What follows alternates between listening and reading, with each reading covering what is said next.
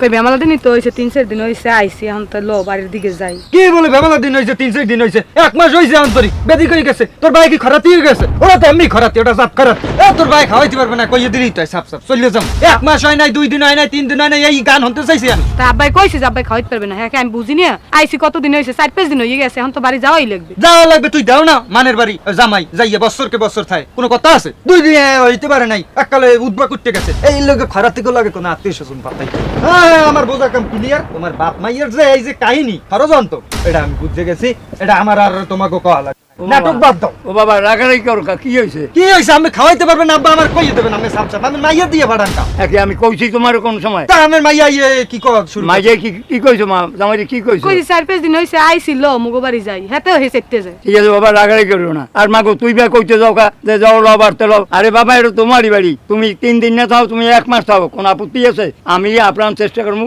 বাবা তোমার কিরম রাখতে হয়, তুমি থাও 1 মাস, আপত্তি নেই কোনো। ধরুন, জামা এত তুই কথা ঘরে যা। বলাই, হ্যাঁ?